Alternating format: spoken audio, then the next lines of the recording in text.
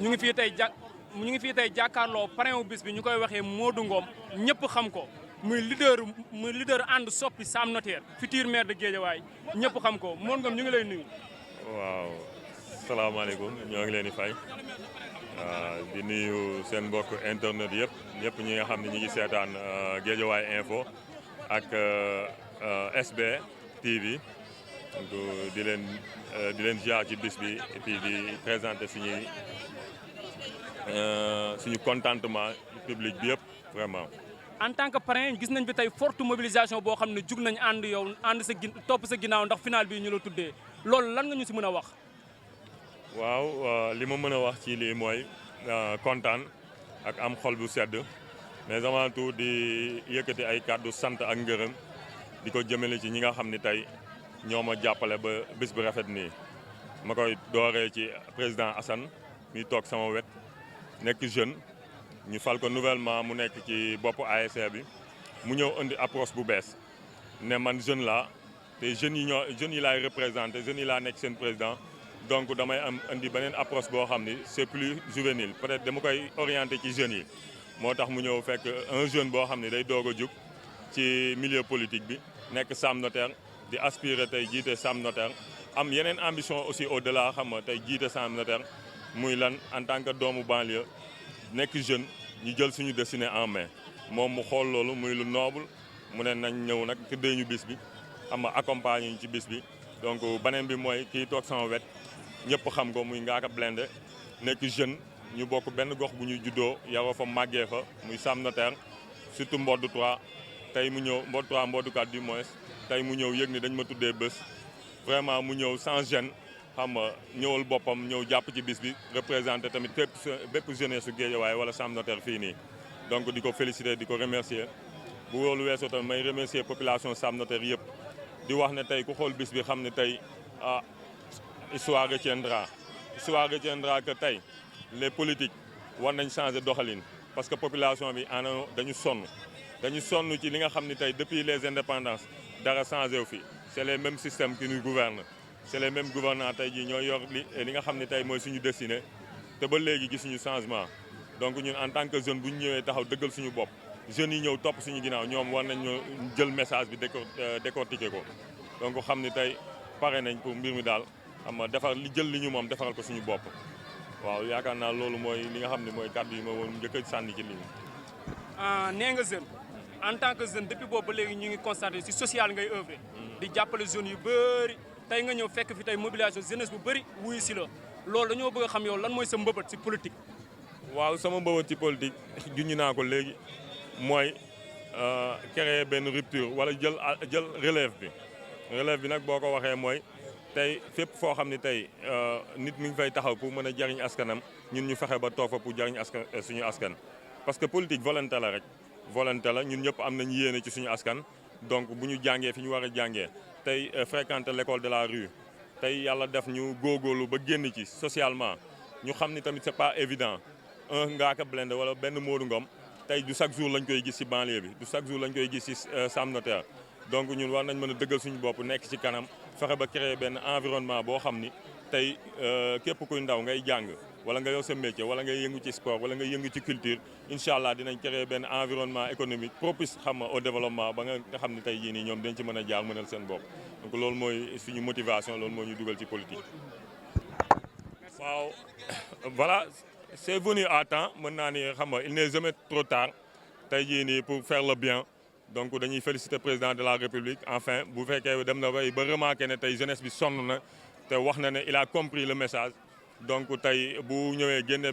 benn somme boo xam ne dafa takk muy ay milliards tey jagleel ko jeunesse bi pour tey jii nii ñu mën a relancer wu économiquement du ñu def lu dul saluer ko en tant que jeune en tant que citoyen waaye di wax ne tey jii ñi nga xam ne ñooy doxal programme yooyu président wax na volonté am def na action ñoom aussi nañu jàppale président de la république pour que ñi nga xam ne ñooy destinataires yi ñi nga xam ne tey loolu jeunesse boobu président di wax ñu fekk leen ci quartier yi fekk leen ci ASC yi fekk leen ci biir koñ yi fekk leen seen bërëmu liggéeykaay ñu jot ci ndimbal loolu jot ci du ma wax sax ndimbal mais ñu jot ci coup de pouce boobu pour ñu mën a mënal seen bopp pas ñu yemale ko ci ay donc ay politique partisane xool ñi nga xam ne say yi ñoo nekk seen parti wala kay nekku sama parti et tout ñu yaatal ko daal donc loolu daal moo ci yoon sama xalaat.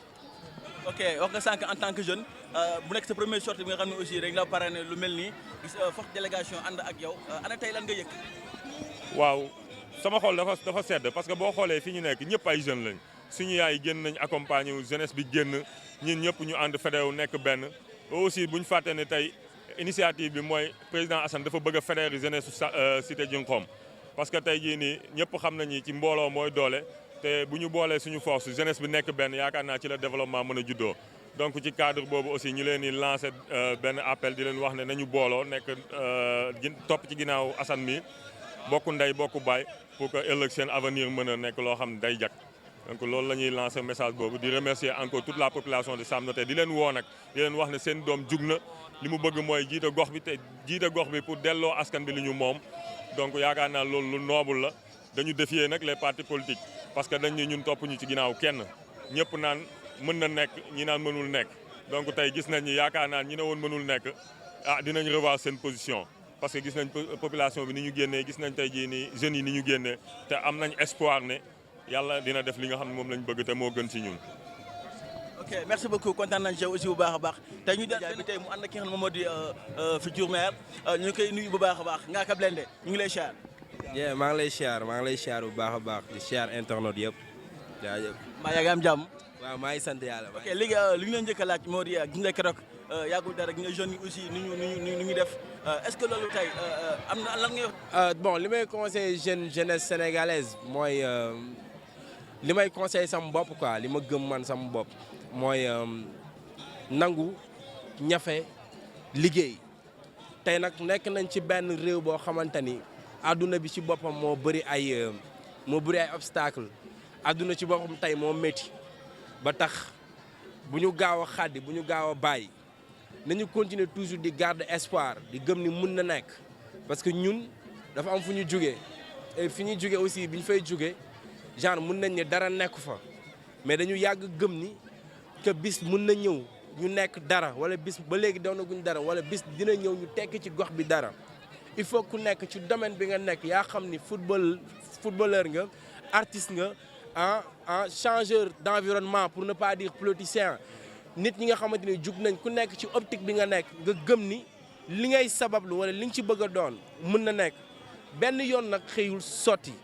benn réew aussi xëyul defaru ci benn bis waaye bu jeunes yi jugee ku nekk sa côté li nga mën ak ci sa domaine nga jéem a def bu mu positif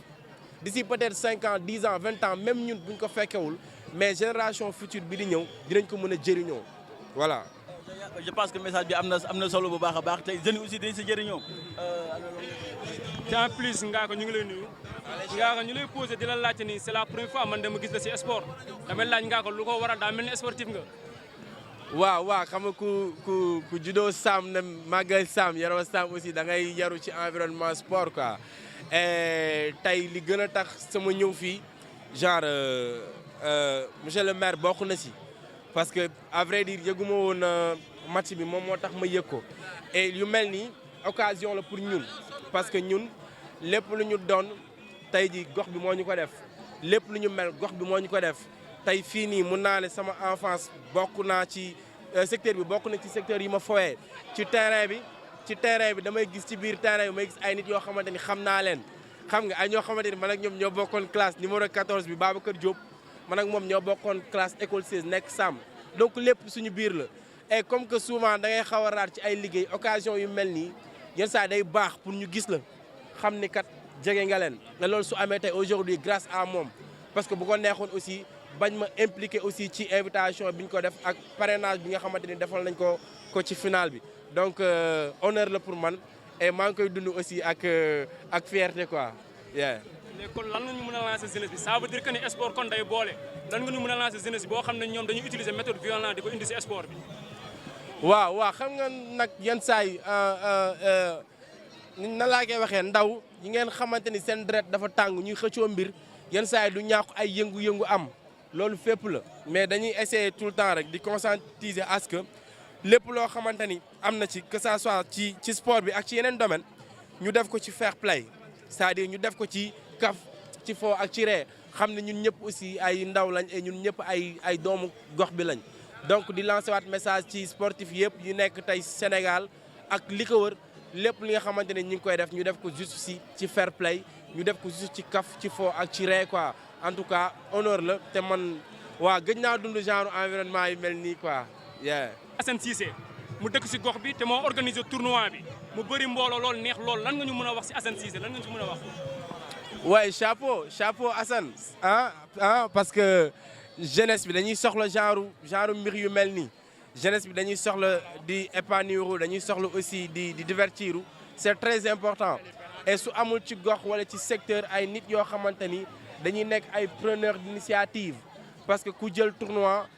yombul nga boole ay équipe di jóg di daanu di dégg peut-être lu nekk ba egg si final loolu il faut nga dëgër il faut nga am rigueur pour mën ko tenir et da ngay gis ni tey boo xoolee fii gis ni waa gox bi yëpp génn nañ nga xamante ni